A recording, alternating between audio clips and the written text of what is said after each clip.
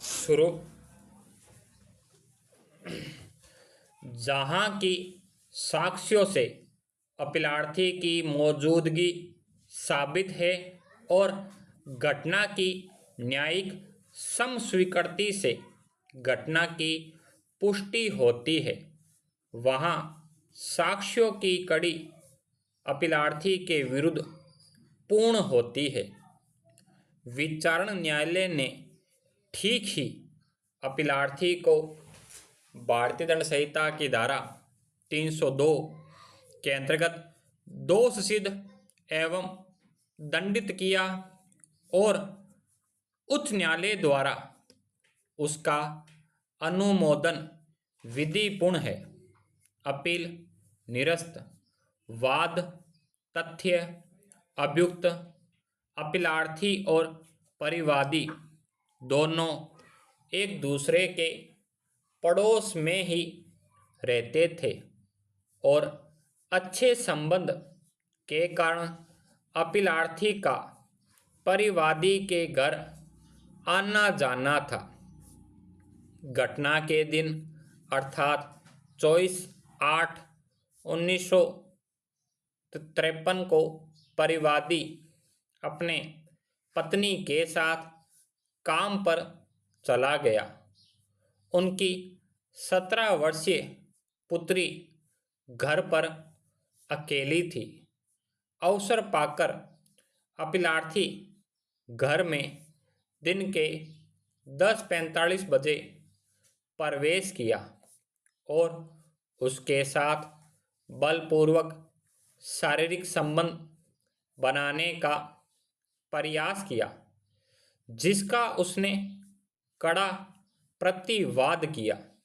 इस पर अपीलार्थी ने उसका गला दबा दिया और उसके बेहोश हो जाने पर छत से चादर की सहायता से उसे फंदे पर लटका दिया। इसी समय खुशहाल पाल और विनोद परिवादी के घर कुछ निजी काम से आए। दरवाजे पर पुकारे जाने पर अभियुक्त अपीलार्थी ने उनसे कहा कि घर पर कोई नहीं है। अभियुक्त को पड़ोसी समझकर वे चले गए। लगभग 12 बजे परिवादी अपने घर आया तो उनकी पुत्री चादर के सहारे छत से लटकी मिली। उसने तत्काल पुलिस को सूचित किया।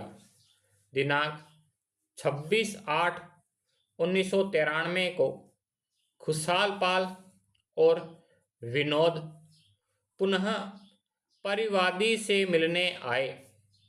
तब घटना के बारे में सुनकर उन्होंने अपीलार्थी के मौजूदगी के बारे में बताया। तदनुसार अपीलार्थी को गिरफ्तार करके अभियोजित किया गया। विचारण न्यायालय ने अपीलार्थी को भारतीय दंड संहिता की धारा 302 के अंतर्गत आजीवन कारावास और 20,000 रुपये के जुर्माने के दंड से दंडित किया, जिसकी पुष्टि उच्च न्यायालय ने भी कर दिया। अतः यह अपील प्रस्तुत किया गया।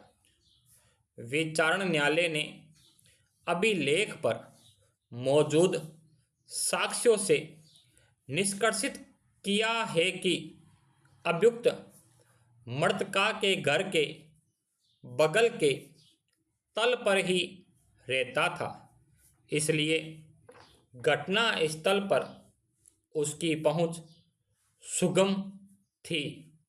साक्षी विनोद PW2 के साक्ष्य के अनुसार अभियुक्त घटना के समय मृतका के घर पर मौजूद था। अभियुक्त अपने शरीर पर लगे चोट जो मृतका द्वारा अपने बचाव में कारित किए गए थे का स्पष्टीकरण नहीं दे पाया।